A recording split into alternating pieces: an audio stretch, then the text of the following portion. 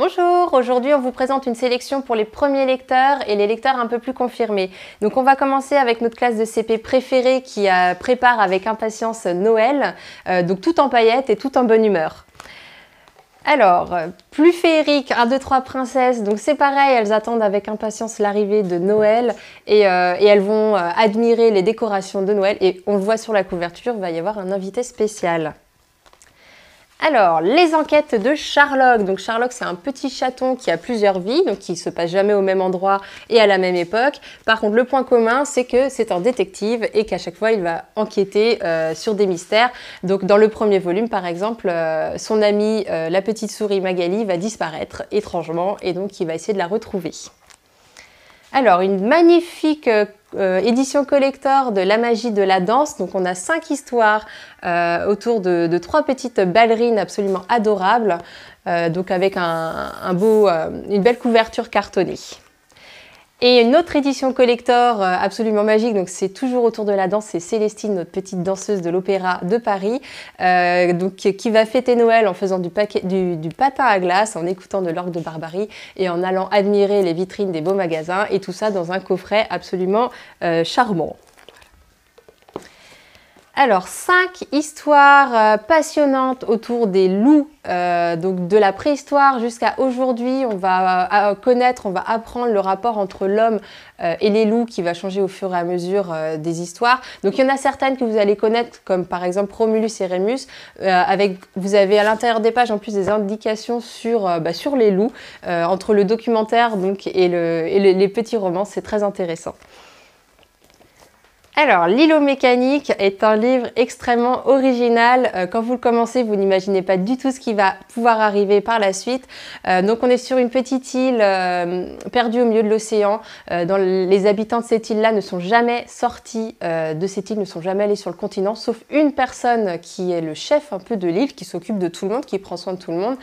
Et son petit-fils va remarquer quelque chose étrange sur l'île, va commencer à se poser des questions, enquêter et comprendre que son grand-père a beaucoup de secrets et les révélations qu'on va avoir sont vraiment étonnantes. Voilà, c'est une belle surprise ce livre. Donc le palace de Rose et Suzon, moi j'ai adoré, c'est plein de charme. Donc ça se passe à Paris en 1926 dans le plus beau palace du monde, donc qui est le Ritz. On va suivre donc les aventures de Suzon qui travaille là-bas, qui s'occupe des clients, qui va se faire une amie assez mystérieuse et un peu particulière. Et toutes les deux, elles vont enquêter sur le mystère de la chambre 208 et son mystérieux locataire qui est là depuis plusieurs années et que personne n'a jamais vu dans l'hôtel. Vous verrez, c'est plein de charme, c'est super sympa. Alors, encore un livre très original, Le jeu d'Hiroki se passe au Japon dans l'univers des jeux vidéo. Donc le jeune Hiroki et son ami Amy vont tomber sur une vieille console qui n'est plus édité, sur un jeu qui n'existe plus, qui marche avec une connexion internet, on y joue en réseau, et alors que ce jour-là, il n'y a plus internet, le jeu va quand même se lancer, et ils vont rencontrer une jeune fille dans le jeu, un personnage qui s'appelle Midori, et qui va les appeler au secours, qui leur annonce qu'elle est coincée dans le jeu depuis plusieurs années, et qu'elle a besoin d'eux pour s'en sortir. Alors c'est plein de mystères, vous verrez, ça nous amène assez loin, et c'est super sympa. Alors, on part sur les 3 prochains livres, ça va être des univers magiques, ça va être de la fantasy. Donc le premier, c'est celui de Chris Riddle, donc une magnifique édition de son nouveau roman, donc Les Chroniques perchées du bois magique, dans lequel on va suivre 3 enfants qui vont essayer de sauver le bois magique.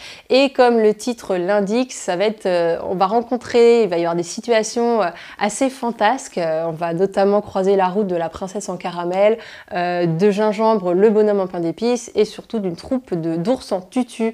Donc avec beaucoup d'humour, on va participer à une aventure assez incroyable. Alors ensuite on a Starfell, donc toujours dans le milieu de la magie, la petite Violette fait partie d'une famille de sorciers, chacun a un don dans sa famille et elle a un don qui n'est pas très intéressant, hein, c'est celui de retrouver des objets perdus et un jour la plus grande sorcière connue du royaume va venir la voir pour lui demander son aide. En fait il s'est passé un phénomène extrêmement étrange et incroyable, mardi a été volé, la journée du mardi, personne ne se rappelle ce qui s'est passé alors qu'il s'est bien passé des choses et tout le monde a oublié. absolument dans tout le royaume.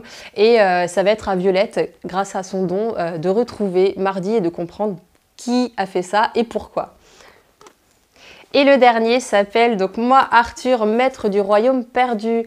Donc Arthur et sa sœur font comme beaucoup d'enfants quand ils sont enfants, petits.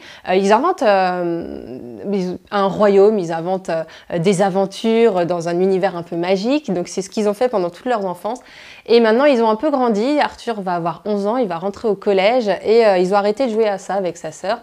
Et pendant qu'il passe ses vacances chez son grand-père, celui-ci va mystérieusement disparaître comme ça, comme par magie du grenier. Et Arthur va se rendre compte que ces histoires de jeunesse qu'ils avaient façonnées ne sont peut-être pas que des histoires imaginaires.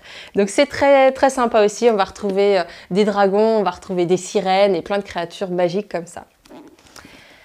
Donc c'est fini pour cette sélection. À partir du 1er décembre, vous aurez le droit à un coup de cœur par jour, un peu comme un calendrier de l'Avent, donc jusqu'au 24 décembre.